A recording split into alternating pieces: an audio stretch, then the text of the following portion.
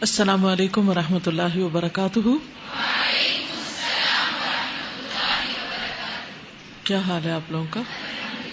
الحمدللہ، نحمده ونصلی علی رسولہ الکریم، اما بعد فاعوذ باللہ من الشیطان الرجیم، بسم اللہ الرحمن الرحیم، رب اشرح لی صدری ویسر لی امری واحلل عقدۃ من لسانی یفقہوا قولی۔ ذکر اذکار کا کیا حال ہے؟ چل رہے ہیں تھوڑے یا زیادہ؟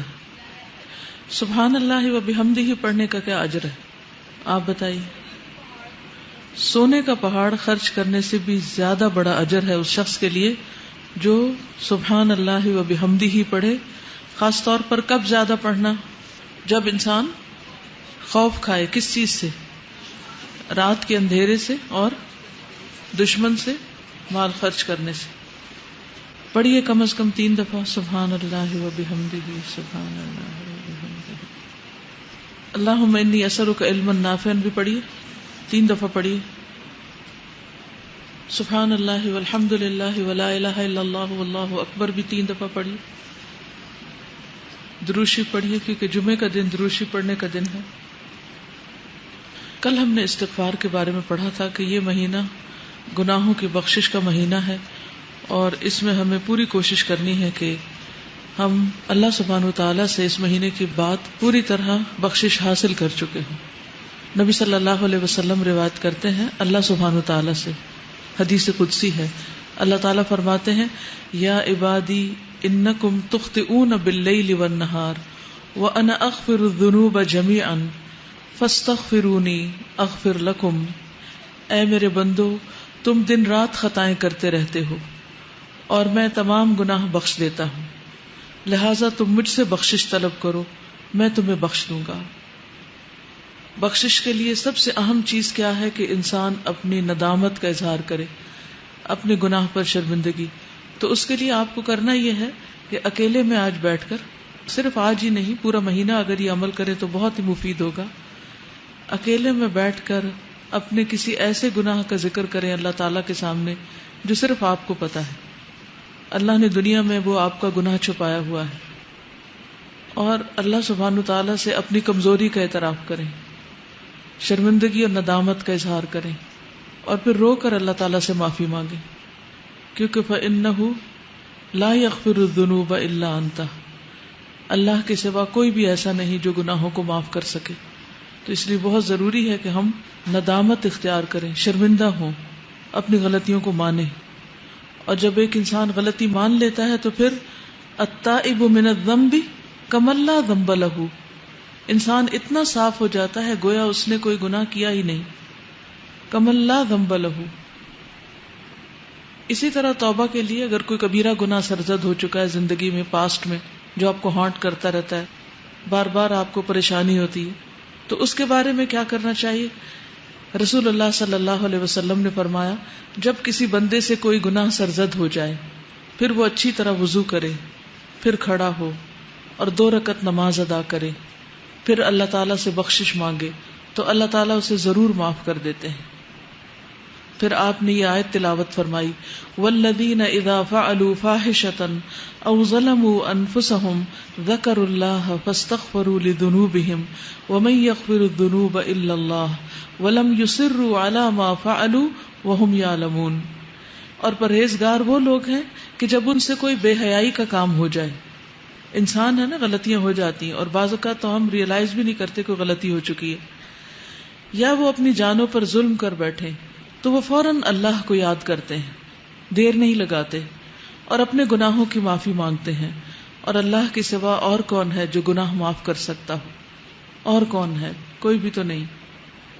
ساری دنیا بھی اگر ہمیں پاک باز پاک دامن قرار دے دے اور یہ کہے کہ آپ تو بہت ہی نیک لوگ ہیں، اور سرٹیفکیٹ جاری کر دے اور ایوارڈ اس پر دے دے ہمیں کہ ہم نیک ہیں، لیکن ہم نیک نہیں ہو سکتے جب تک کہ ہمیں اللہ سبحانہ تعالیٰ کی طرف سے نجات کا پروانہ نہ مل جائے۔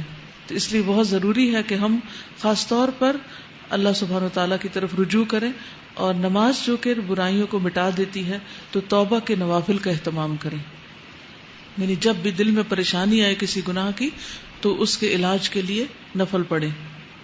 اور پھر وہ دانستہ اپنے کیے پر اصرار نہیں کرتے، یعنی جو غلطی ان سے ہو گئی اسے بار بار دہراتے نہیں۔ اس استغفار کا فائدہ کیا ہوگا؟ انسان اللہ کے عذاب سے محفوظ رہے گا۔ آپ بڑی بڑی پریشانیوں سے، تکلیفوں سے، بیماریوں سے، حادثات سے محفوظ رہیں گے۔ نبی صلی اللہ علیہ وسلم نے فرمایا، العبد آمن من عذاب اللہ ما استغفر اللہ، بندہ جب تک اللہ سے استغفار کرتا رہتا ہے اس وقت تک اللہ کے عذاب سے محفوظ رہتا ہے۔ جیسے قرآن مجید میں بھی آتا ہے نا کہ اللہ ان کو عذاب نہیں دے گا جب تک کہ وہ استغفار کرتے رہیں۔ تو آپ کے اندر کسی بھی قسم کا اگر کوئی خوف ہے، بعض اوقات کچھ لوگوں کو فوبیاز ہوتے ہیں، یہ چھت نہ مجھ پہ گر پڑے، یا بلندی پہ جانے کا خوف ہوتا ہے، یا اپنی جان مال اولاد کے بارے میں کوئی بھی خوف ہوتا ہے، کسی بھی قسم کا کوئی خوف آپ کو جب ستاتا ہے اپنے مستقبل کا، بڑھاپے کا، آخرت کا، تو ان سب سے بھی نجات پانے کا ذریعہ یہی ہے استغفار، کیونکہ العبد آمن من عذاب اللہ ما استغفر اللہ، بندہ اللہ کے عذاب سے امن میں ہے، اللہ تعالیٰ ایسے بندے کو عذاب نہیں دے گا جب تک کہ وہ استغفار کرتا رہتا ہے۔ انسان کے گناہ خواہ آسمان کی بلندیوں تک پہنچ جائیں، لیکن اگر وہ اللہ سے معافی مانگتا ہے تو اللہ تعالیٰ اس کو معاف کر دیتا ہے، اور اللہ تعالیٰ کو اس کی کوئی پرواہ نہیں۔ یعنی ایک تو یہ ہوتا ہے نا کہ ہم جیسے کسی کو معاف کر کے بھی معاف نہیں کرتے، بار بار وہی غلطی دوسرے کی دہراتے رہتے ہیں، یا اپنے آپ کو رلاتے رہتے ہیں، یا اس پر تکلیف محسوس کرتے ہیں۔ لیکن اللہ سبحانہ وتعالیٰ اتنی وسعت والا ہے، علم والا ہے، حلم والا ہے کہ اس کو کسی بھی ایسی چیز کی کوئی پرواہ نہیں کہ وہ کس کا کتنا بڑا قصور معاف کر دے۔ اس کے خزانوں میں کوئی کمی نہیں آتی، اس کے لیے کچھ مشکل نہیں، نہ اس کے اندر بخل ہے اور نہ کسی قسم کا کوئی حسد ہے، وہ خوشی سے معاف کرتا ہے۔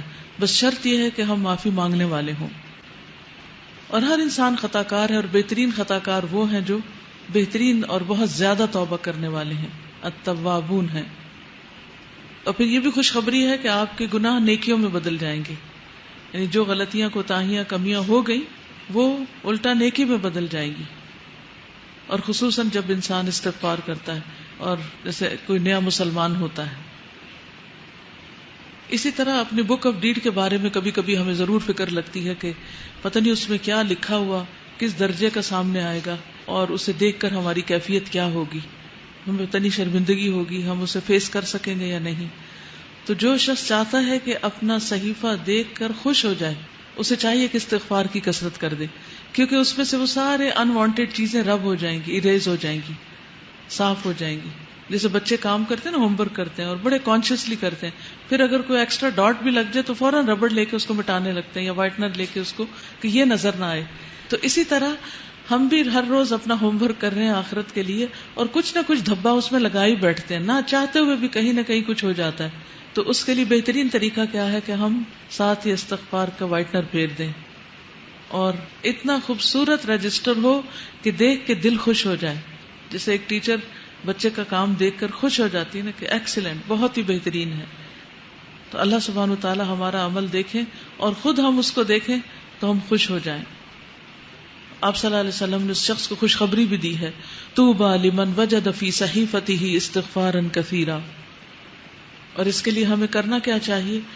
اپنی زبان میں بھی استغفر اللہ کہیں، اللہ سے معافی مانگے، اور مختلف جو استغفار کی دعائیں ہیں ان کو پڑھیں۔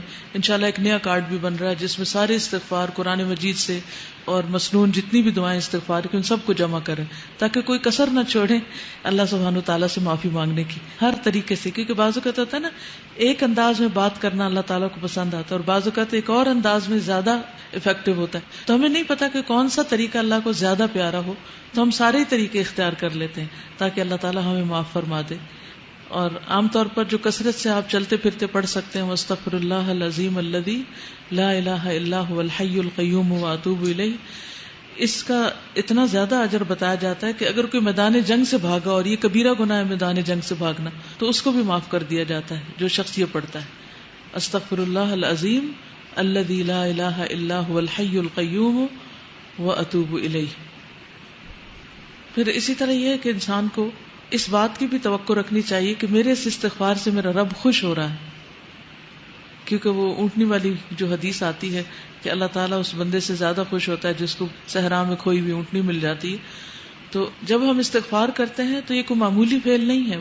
اللہ سبحانہ تعالیٰ اپنے بندے سے راضی ہو جاتے ہیں, خوش ہو جاتے ہیں. اور پھر آئندہ کے لیے گناہوں سے ڈرتے بھی رہنا چاہیے. یہ نہیں کہ انسان دلیر ہو جائے کہ اللہ تعالیٰ خوش ہوتے ہیں تو پھر میں اور جی بھر کے گناہ کر لوں.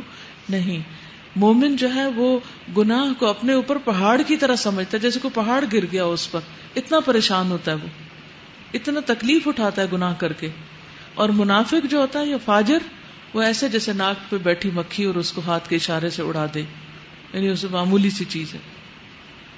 اور پھر صبح شام سید الاستغفار بھی انسان پڑھتا رہے, اور ہر مجلس کے اختتام پر, جیسے حالانکہ ہم قرآن پڑھ رہے ہوتے ہیں لیکن پڑھتے اور پڑھاتے ہوئے ہو سکتا ہے کوئی ایسی بات منہ سے نکل جائے جو اللہ تعالیٰ کو پسند ہے, اور بھول چوک تو لازم ہے, ہو ہی جاتی ہے, نہ کرتے ہوئے بھی ہو جاتی. تو ایسی ساری چیزوں اور کمیوں کوتاہیوں کا جو طریقہ ہے وہ پھر استغفار میں ہی ہے. اور وہ کیا ہے؟ سبحانک اللہم و بحمدک اشہد ان لا الہ الا انت استغفرک و اتوب الیک. اور نبی صلی اللہ علیہ وسلم تو دوران مجلس بھی استغفار پڑھا کرتے تھے, رب اغفر لی وتوب علی انک انت التواب الرحیم, 70 سے 100 بار تک. ہم تو ایک کام کرنے لگتے ہیں دوسرا بالکل بھول جاتے ہیں, ہمیں تو یاد ہی نہیں رہتا. تو دوران مجلس بھی آپ استغفار پڑھتے رہتے ہیں. اور پھر سب سے بڑی بات یہ ہے کہ دلوں کی صفائی ہوتی رہتی, دل چمکتے رہتے ہیں, کیونکہ دل اگر چمکتے رہیں گے تو ہم خوش بھی رہیں گے, اور نہ کوئی خوف ہوگا نہ غم ہوگا, اور جو بھی مزید کام کریں گے ان کی کوالٹی بھی بڑھ جائے گی. مثلاً اگر ہم نماز پڑھیں گے تو نماز کی کوالٹی بڑھ جائے گی. چلیے.